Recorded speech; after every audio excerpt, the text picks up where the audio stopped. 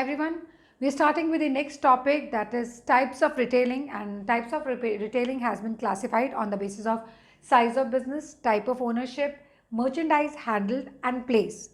So when we talk about size of business, they are large, medium and small scale business. We know about it. Small scale business we did in the ninth chapter. Large scale business we know is something like a joint stock company, and medium is something which we are talking about, the retail shops. Then types of ownership, sole proprietorship we've already done, we've done partnership, we've done joint into family business, we've done cooperative society, and we've done joint stock company. Merchandise handles specialty stores, supermarkets, departmental stores. We're going to talk about it right now. And next is the place, that is fixed or not fixed. That is not fixed is itinerant. Now, when we talk about the two types of, basically what we are going to talk about in types of retailing is, today we are going to highlight about only place right now, because we've already done this, this we'll talk about, and this we'll talk about. We'll start with the fixed and not fixed, that is itinerant retailers. Now, who are itinerant retailers? They are the people who do not have a fixed place to do the work. They keep on moving from one place to another. So when they move on a cart or bicycle, or they move on they're like hawkers, peddlers. All these people are known as itinerant traders. They deal in non-standardized goods of low value, and they carry their wares on their head, and they usually charge low price. They're very convenient. Why? They come to your doorstep, like your vegetable vendor who comes to your doorstep to deliver the product. Starting with itinerant retailers, these are traders who do not have a fixed place. So they do not have a fixed place of business to operate from. They keep on moving with their wares from street to street or place to place. Your favorite tikki wala, your favorite chaat wala, and your favorite bhel puri wala, all are hawkers and peddlers and nothing else. Mouth watering. Alright, characteristics. They are small traders, of course, with limited resources. So the resources are very, very limited. Deal in consumer products of daily use. Sometimes, they sell those toilet articles, and then there are those vendors who sell, those cleaning articles. Apart from that, the ones which are required, like broomsticks and different kind of things. They provide services at the doorstep. So they come to your doorstep, provide the service, and then they go. No fixed place. They keep on moving and have limited inventory. Yeah, the stock is limited. COVID-19 has taught us a lot. During these days, we have had some hawkers and vendors near my house who come every day in the morning, and they now don't come just generally. They shout on the mic the products or the wares they are selling. So this is the latest advantage. Like if teachers have gone on online trading, the hawkers have become little savvy, and they speak on the mic to sell their wares. Well, this is an added advantage, a new point. Types of itinerant retailers. First, we'll do peddlers and hawkers. Like I told you, these are the oldest form of retailers. They are small producers or petty traders, carry their products on a bicycle, handcart, cycle rickshaw, or maybe sometimes on the head. Deal in non-standardized goods of low value products.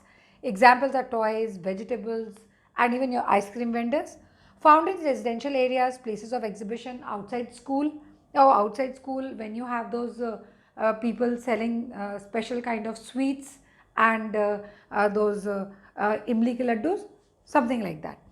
Advantage, convenient services to customers. So this is very, very convenient. Why? Because it's at your doorstep. And limitation, products are not reliable because the quality and prices vary, price varies, and quality is not very standardized. After hawkers and peddlers, we come to market traders.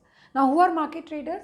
They are small retailers who open their shops at different places on fixed days or dates, like every Saturday, Sunday. In Ludhiana, Punjab, where I stay, we have the vegetable vendors who, the same vegetable vendor sit on a Sunday at one place, and on a Thursday at another place, and on a Monday on another place, at another place. So they sit at different places on different dates and different days. These traders may be dealing in one particular line of merchandise. Of course, they are like fabrics, ready-made garments, like I told you, vegetable vendors. They cater to lower income groups of customer, deal in low price consumer item of daily use. Low price or not, but yes, the vegetables are comparatively cheaper. Probably these are the people who get directly from the farm and then they sell it. So according to the produce, they set up their shops for that particular time. Market traders. Next we come to street traders or pavement vendors. If you've seen, sometimes when you walk on a street, on side there are some people who have made a small stall kind of a thing on which they keep their wares. Sometimes books are there, sometimes some other items are there which are to be sold. So these basically are the people who are street vendors. Sometimes they sell artificial jewelry, junk jewelry, or sometimes they sell toys. So street traders are small vendors who are commonly found at places where huge floating public is or population is there. Usually near bus stand or railway stands, these people sell those combs and stationery items, and they sell handkerchiefs. So for example, near bus stand, they sell consumer item of common use, example stationery item, newspapers. They usually are found in the same area. They don't change much of it, they don't change their place. They keep on moving in the same area, and they have that kind of, though they are itinerant, they keep on moving from one place to another, but within that locality only. Cheap jacks. In reality, cheap jacks, if you have seen those, not the very big pawn shops, but small, that wooden kind of a structure which is there, temporary structure. They sell pan, they sell those cigarettes and all, which is injurious to health, of course. Smoking is injurious to health, but they do sell. Then these people sometimes sell some kind of confectionery items, some sweets. Sometimes they open up a tea stall. So cheap jacks are petty retailers who have independent shops of temporary nature in business locality. So they open up a temporary shop wherever there is a business locality. In Punjab we have big industrial areas, and outside where one of the areas there is a tea vendor or a pan vendor, pan shop vendor. They keep on changing their business from one locality to another depending on the potentiality of area, provided if they don't get good business out there. And even sometimes they sell water and cold drinks also, and sometimes they have these eatables also, some kind of snacking items. They deal in consumer item as well as services, like for example you have cobblers. They do the same thing. So they have a repair of shoes, watches. Sometimes they repair your house items like your gas stoves. So all these people are called cheap jacks, temporary nature for some time, and after that they move out from that place wherever they find the potential business. This was about itinerant retailers. Next we'll talk about is the fixed shop retailers, but on the small scale. So let's go on to the next type of retailers. Alright, coming on to the next type of retailers is fixed shop retailers. They are both small scale and large scale. First we would like to know what are the fixed shop retailers. So the fixed shop retailers are the retailers who have large permanent, so they have permanent establishment to sell their merchandise. Of course they have usually large, they may have small also, but then they have usually large kind of permanent setup. Alright, the characteristics are they have greater resources, operate on large scale, have different products or deal in different products, have credibility in minds of the customer. Why? Because customers have more faith, they are situated at one place, people feel that they are more secure, and they provide services like home delivery and credit facilities. Any vendor near your house, near your residential locality is what we are talking about, the fixed shop retailers. Difference: itinerant and fixed shop, they move from place to place. The itinerant, fixed shop, they have fixed place. Then resources, they have limited, they have greater resources. This is small scale business, this is large scale business. There is no extra service out here in itinerant. They provide extra services like home delivery, etc. Then example are hawkers and peddlers, here general stores and specialty shops. So this is about the difference between fixed shop retailers and the itinerant retailers. Now we'll do the small scale. Now we are talking about small scale fixed shop retailers. Okay, fixed shops. Of course, we're talking about the retailers. Okay. Now, small scale fixed shop retailers are first general store.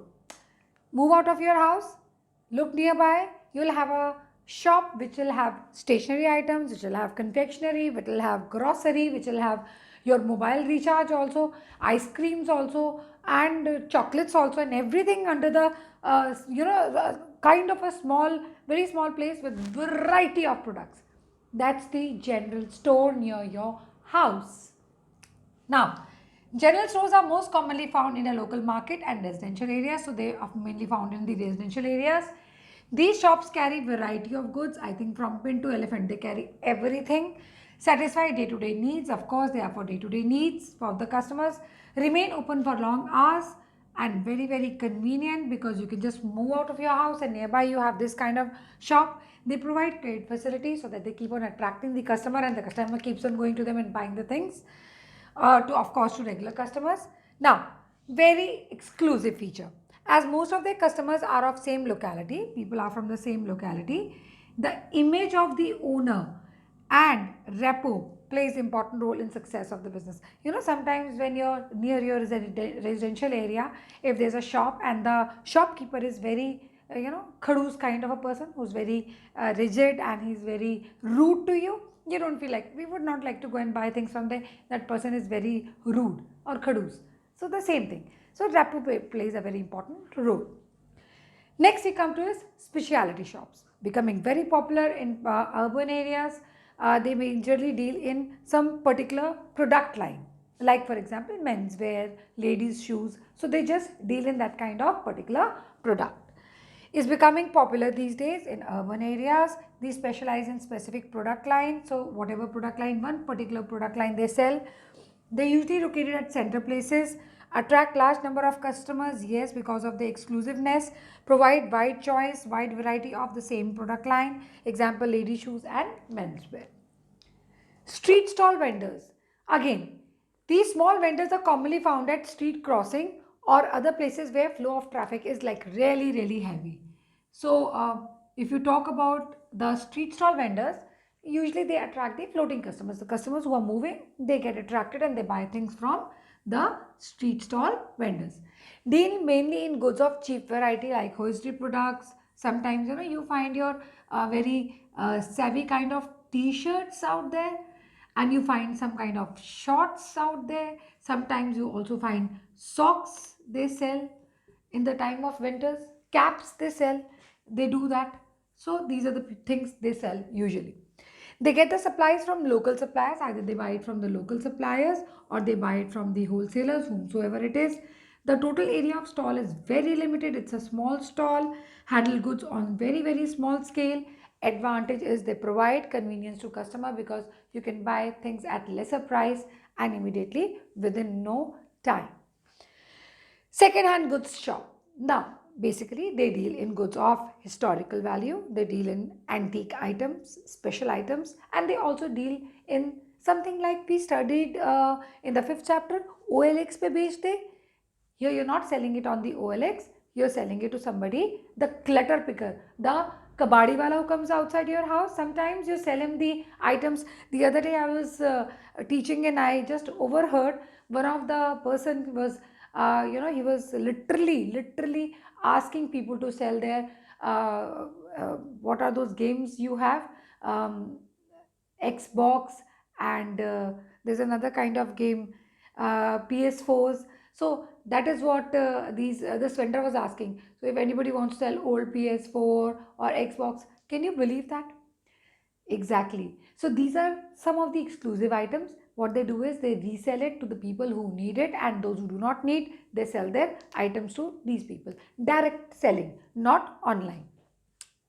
These shops deal in second-hand goods or used goods like books. Of course, yes, the goods are sold at lower price. Generally, people of modest means buy from here. Stock rare, antique, historical value items also. Many times, these people also have those historic doors and sometimes historic handles and some of the antiques found from some kind of excavations. So they do use it. Located at street crossing or busy streets have temporary setup, for example books, and they have a good setup like for example cars, scooters, etc. You have those car bazaars, they also come under this kind of second hand car bazaars, not the dealerships I'm talking about, second hand car bazaars. So this was all about the small scale fixed shop retailers. Next, we are going to talk about the large scale fixed shop retailers. Starting with large scale fixed shop retailers, we come to departmental stores. What are departmental stores? Let me give you a small drawing. A shop, different departments. Okay, I'll draw it nicely. Different departments, all the places, different departments, different departments, different departments. This can be one floor, two floor, three floor. Everywhere a different person sits. Everywhere a different person sits. Everywhere a different person takes care. All people are different out here. There is one, this is the cash counter. One person is there to look after everything. So he's the one who take cares of cash. Of course, we'll make a little rasta from here to get inside. So you get inside the departmental store and then you keep on moving, and there are different departments with different items and different things out here. So all items, these are all different products people are dealing in. This is under one roof, all work is done. Departmental store. Departmental store is a large establishment offering wide variety of products. I think this is enough wide variety. And sometimes they have floors also. So this could be just first floor, then you can have the ground floor also, and you can have second floor also. You can have anything, depends upon the type of departmental store. These aim at satisfying every customer's needs under one roof. I've given you one roof. It has number of departments. These are the different number of departments, each one confining its activity to one kind of product, selling one kind of product. So everywhere different person is there to look after that one particular kind of product. It is rightly said that departmental store has everything from a pin to an elephant and needle to an aeroplane. Example, we have Spencer's in Chennai, Akbar Ali in Mumbai, and they are not very big departmental stores, but a kind of it. Feature: a modern departmental store provides all facilities such as restaurant, telephone booth, restrooms, also place for the kids if they come with their mothers. Sometimes creches also. They provide maximum services to higher class customers to whom prices of secondary importance. So basically they deal in what kind of customer? Higher class of customers. These are located in the heart of the city or central place. As size of the store is very large, they are generally formed as joint stock company. We've already done. They have their board of directors. The MD, managing director, takes care of everything. The general manager is the next one to follow, and the departmental managers look after the various departments. So here various departmental managers are there, and they have a proper it's a joint stock company with board of directors, managing director, general manager, as well as departmental managers. A departmental store combines both the functions of retailing as well as warehousing. They buy in bulk, store it and sell it to the people. They have centralized purchasing system. Now how is centralized purchasing system works? They have a purchase manager who does all the purchasing. So he is the one who does all purchasing and then gives it to the various departments. Invariably to all the departments, he is the one who's sending it. So centralized system. Purchasing is done by one, but selling is done in a decentralized manner. So they have centralized purchasing system, and I can write here decentralized selling. Why? Because selling is done differently by different departments. Centralized, one person doing all things. Decentralized, different people doing all the things. So here different people are doing different things. Advantages: attract large number of customers. Why? Because they are centrally located, and people, those who are interested in buying from departmental store, do it because they want to shop from one place only. Then second, convenience in buying, because at one place you get a wide variety of things, and those who do not bother about price can just buy things and be very happy about it. Attractive services are there like telephone booths, restaurants, sometimes they have salons also, and creches for children, like I told you. Economy of large scale production. They usually buy from the wholesalers, so they buy it economically and then they sell it at the retail price, so they get the economies of production. Promotion of sales, yes, they buy offers different kind of extraordinary services, lucrative services, sometimes, to their very specific customers. Sometimes they give extra facility or a discount or kind of a thing, not to everyone, but those who are regular. Sometimes, they issue a kind of a coupon, or they sometimes issue some kind of a facility, like probably a night stay or something like that in a hotel, in a different hill station or something like that. They give that kind of coupons also to people. Limitation, lack of personal attention. No, nobody is there to look at the different thing. One to one interaction is comparatively less. If you ask this person that this person is not tending, he will say, I'm not bothered, that is not my department. So that's how things work. There's a very high operating cost, kharcha is a lot because a lot of maintenance is required. High possibility of loss, yes, once things go out of fashion, people don't buy those products. It's like all things stored in one place. An inconvenient location, everything you can't go and buy from the central place. Sometimes you need your small general stores near your residential areas to buy things. You can't run off to central place, buy a thing and then come back for one particular thing. When you want to do bulk shopping or different types of shopping and prices of not of prime importance to you, then you go and buy from the departmental stores. So this was about departmental store. Next we're going to talk about is a chain store. So coming up to the next topic, that is chain stores. What are chain stores? Now, shops like this which have identical. If they have designs, they are totally identical in their decor, in their looks, in everything. They're just similar. Chain stores. Chain store or multiple shops are network of retail shops that are owned and operated by manufacturers or intermediaries. Number of shops with similar appearance are established in localities spread over different parts of the country. Example, Raymond. Example, Bata.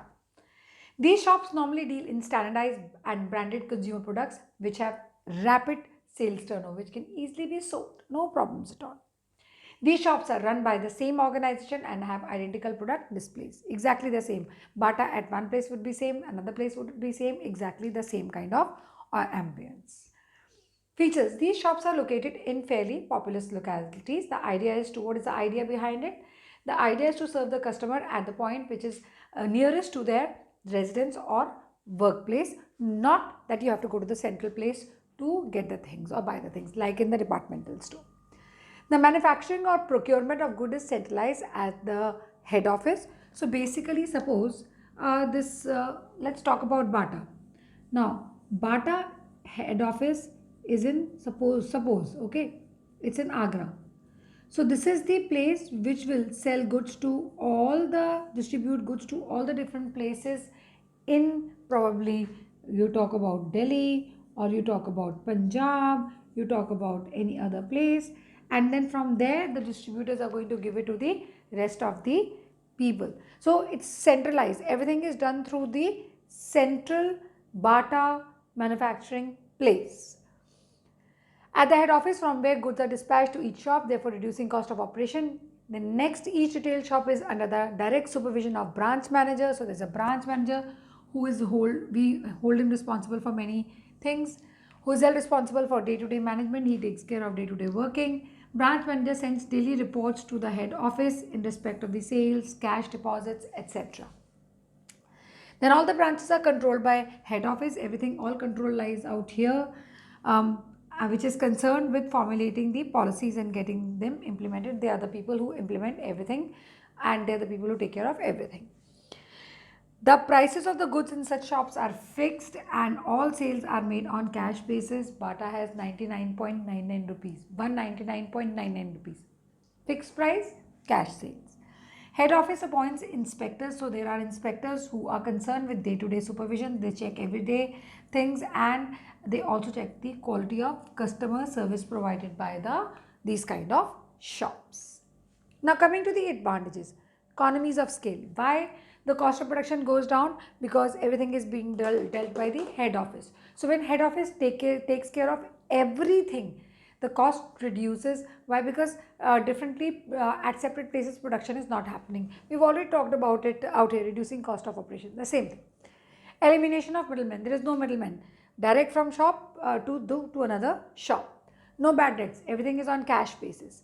Transfer of goods takes place easily. See, what happens is, suppose at one locality one of the chain store is not doing well. We shut it down there and switch it over to another locality. Diffusion of risk. Risk is covered by, because all risks is taken in case if the goods are not required or shop closes down, we shift it to another locality, or we can send it back to the head office also. And usually the risk is basically spread over with lot of people.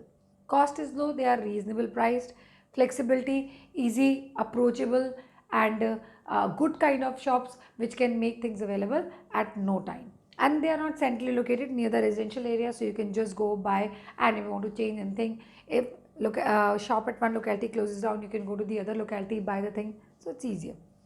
Limited selection of goods. They have limited variety of goods, and we know Bata is an example of it. School shoes ही खरीदते हैं उनसे हम. We buy only school shoes. Lack of initiative. People are not enthusiastic. Even if they do extra sales, no benefit of it. Lack of personal touch. One-to-one touch is not there, because they know they are paid salaried people. They work for their particular job, whatever, from 8 to 8 in the evening, and that's it. No personal touch with the customers. Usually these kind of stores have people who are very surreal. I mean, like, they're very irritating. Please don't take it offensively. Difficult to change demand. Sometimes they don't change according to the demand, and they sell their own kind of goods which may not be acceptable by the customers. So that was all about departmental stores and chain stores. Next we take up is difference between departmental and chain stores. Coming to the difference of departmental store and multiple shop, the first is location. Departmental stores are centrally located, multiple shops near residential areas or near the workplace. Then the kind of products they provide variety of goods, they provide specified range of products. Then services offered are restrooms, telephone booth, restaurants. Here guarantee and repairs are offered. Then pricing, there is no uniform price in departmental store, but in multiple shop fixed uniform price are there, and of course no bad debts. Then basically they deal with high income group. They usually deal with different income groups, even of high, low, middle income group, all of kind of the people. Credit facilities, departmental store may provide credit facility to regular customer, but they are only on cash basis. And then flexibility. So when they provide a wide variety of goods, there's a lot of flexibility in buying of goods. Here, since limited line of product is there, there's not much of flexibility. You don't have too much of choice in buying of the goods. Next topic we talk about is mail order house. It is not so much prevalent these days, but you're doing online trading, and that's similar to what mail order house was prevailing years back. Only difference is that now when you talk about mail order house, the goods were sent through post. So let's discuss about mail order house and what kind of goods can be sent through post. Mail order house is a kind of retail trade which is conducted through post. Okay, so it is conducted through the post, an entity which provides goods through mail. Mail means what? We are talking about the, not email, but we are talking about the postal services of the government. Okay. There is, even courier can also be one of the ways. There is no direct contact between buyers and sellers. Yes, they don't meet together, because things are being sent by post. So they just, what people do is, when they want to sell through mail order house, they send advertisements, catalog, and there are bills sent to the customer. Customer sees it, orders for it, the phone number is there, and then it gets delivered through the post. For obtaining orders, potential customers are approached through advertisements, okay, newspapers, okay, magazines, okay, circulars, okay, catalogs, okay, samples, okay. So these are the ways people are contacted. All features of product are described in the advertisement, and they are sent through the VPP, that is valuable payable post. Now, how do you make the payment? First, cash on delivery, full payment in cash, or you pay in advance, whichever way it is. So you pay full cash in advance. You pay it in advance. Maybe you send a check, or whichever way you're trying to send, you send the money and the product comes to you later on. Goods sent by VPP, full payment is made on delivery of goods. So the post comes to you, it gets delivered to you, and you make the payment. Like cash on delivery you talk about, so the same thing.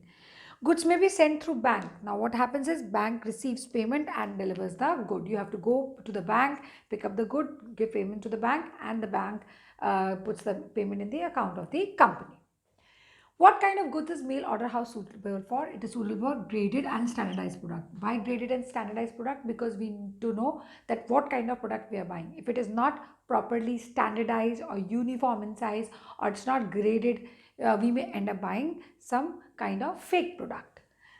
It is easily transported at low cost, so it should not be very expensive. Have a ready demand in the market, people are ready to buy it. Involve least competition, people a lot of not a lot of people are doing the same kind of business through the mail order house, and can be described through pictures so that people know through pictures what kind of product they are planning to buy. Usually your dresses and all, they are major sold through this kind of system. Advantages: limited capital requirement. Why? Because you don't see the actual retail shop, so the capital requirement is limited. Elimination of middlemen. There is no middleman, since there is no contact between buyers and sellers. So through catalogs you come to know. So there is no intermediary who will take his extra money. Absence of bad debts. Everything is on cash basis. Wide reach, because all over the country it is prevalent. Convenience in buying. It comes to your doorstep. Limitation: lack of personal contact. There is no personal contact, so you just see the goods and they get, you just order for it and they get delivered to you. High promotion cost, because a lot of advertisements have to be put in, a lot of efforts are put in to make the goods look lucrative to the customer or attract the customer. No after sale services, nothing is provided. One good sold, it's done with. No credit facilities, everything is being done on cash basis or through some permanent source. Then delayed delivery, that could be one possibility. It may not be delivered on time, which happens a lot of time when we buy goods online also. And possibility of abuse, sometimes the product which you order for may not reach you. If you see many, if you search actually Google, and you see glitches or wrong deliveries made by the companies when people ordered, you'll get shocked. Somebody ordered a full-fledged chair and got a small mini size miniature of a chair, miniature of a particular kind of perfume they asked for, and they got a miniature, and that is how. So they show some else, so the picture is of something else and delivery is of some other product. So that kind of fake product, wrong delivery, not of the right quality, so many things can be there. Such glitches are quite prevalent in this kind of system of retail house. So I hope the complete system is clear to you. Next we do is vending machine. That would be the last type of retail house which is prevalent nowadays, and then we'll move on to GST. Coming up to the last topic, vending machine and GST. Though GST, mail order house and vending machine have been deleted from the syllabus for 2020, still we are doing it just to be on the safer side. So no objections raised. Let's come to the vending machine. Now what are vending machine? They are a kind of a revolution where coin operated machines are operated by the people. They put a coin in it and get whatever product they want. Newspapers, hot beverages, milk, cold drinks, many things are available through these vending machine. If you go to an airport, you will find beautiful kind of vending machine for sandwiches and coffee vending machine, and also for water bottles. So these are the platform tickets. Platform tickets are also another thing which have come up through the vending machine. Starting with vending machine, newest revolution in marketing method. So these are the newest revolution, not so new but still new. Coin operated vending machines are proving very useful. Products dealt are hot beverages, platform tickets, milk, soft drinks, etc. ATM is another kind of revolution. We all are known to ATMs. We withdraw money by inserting a plastic card and get money in. Of course, we fill in our PIN number and then we get the cash as a whatever we cash we are withdrawing. It is useful for pre-packed products, low price products, product with high sales turnover. Pre-packed means ones which can be easily packed, like bottled or something like that. Low price products, not very expensive. You will say, ma'am, how is milk pre-packed? Tetra packs are there. Or sometimes even if you go to Welcome milk plant or mother dairy milk booth, what you'll find is that you insert a coin, press there. That coin has kind of denomination for how much kg of milk you want, how much liters of milk you want, and then you can put a particular container and the milk comes in the container. So that way also vending machines are being operated by mother dairy milk booths. Then product with high sales turnover, which are easily sold, product which have uniform size and weight, which are of similar kind. And installation limitation is installation cost is very high, maintenance cost is very high, and repair is also a costly affair. That's all about vending machine. Let's move on to GST. Starting with GST. GST is Government of India followed a credo of one nation, one tax, and this was implemented on 1st July 2007. Some indirect taxes with central and state, I think 8 with central and 9 with state, they were brought under one preview, and 23 cesses were there. So all these were brought under one umbrella, and that's what GST talked about. The move aims to make life easier for manufacturers, producers, investors, and consumers, most revolutionizing tax reform of India. Very, and if it is actually properly implemented by everyone, it will erase tax evasion and it is going to benefit the economy very well. But then everything takes time to get really worked upon. GST is destination-based single tax on the supply of goods and services from the manufacturer to the consumer and has replaced multiple indirect taxes levied by government, that is central and state, thereby converting the country into a unified market. Features: it spreads over the whole country inclusive of Jammu and Kashmir. GST is applicable on the supply of goods and services, not on the manufacturing of the goods. Only it is based on the principle of destination based consumption tax instead of origin based. Initially taxes were origin based, now it is consumption based. Import of goods and services is treated as interstate supplies and would be subject to IGST. So in addition to applicable custom duties, of course these will all be applicable. Then CGST, that is central, state and international GST, are levied at rates mutually agreed upon by the center and the state under the aegis of the GST Council. Now, there are 4 slabs, namely 5%, 12%, 18% and 28% for all the goods and services. The export and supplies to special economic zones are zero rated, so we don't put any GST for these special economic zones. There are various modes of payment of tax available to the taxpayer, including internet banking, debit card, whichever way you want to pay, NEFT, RTGS, you just have to pay your taxes on the time. Next we are going to do about is the benefit of GST. Starting with the benefits of GST. First, there is reduction in overall tax burden, undoubtedly, because everything has come under one preview. No hidden taxes, no hidden agenda. Development of harmonized national market for goods and services, because since all taxes, everybody has, it's a destination based tax, so it has to be harmonized. Higher disposable income education and essential needs. Of course, you have more money to spend over because you're saving from tax point of view, since everything has come under one preview. Customers to have wider choice. Of course, you can think of wider choice of goods and services in terms of that. Increase economic activity because you have more disposable income, more employment opportunities in totality for the people. Why? Because people would do jobs as well as they will do businesses, and from there, despite of paying of their taxes, they would have enough of money saved for their other needs.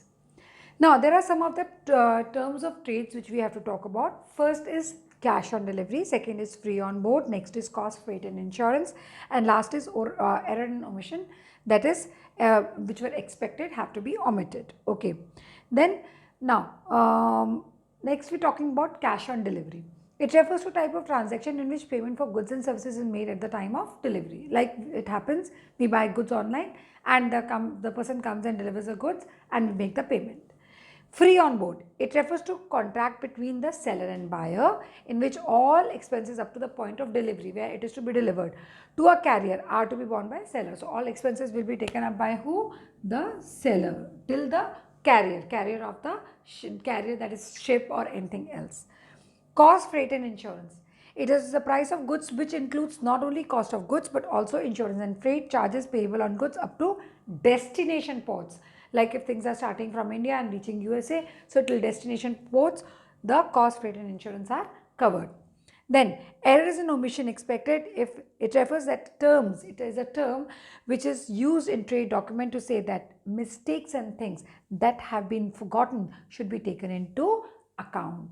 It's very, very important. So from my side also, E and OE, errors and omissions expected, please take it into account. That means forget it. No emissions, no errors. That was just for fun, for gigs. Now we finished with the internal trade in totality. I hope you enjoyed the chapter. There were some parts which were deleted, still have been done.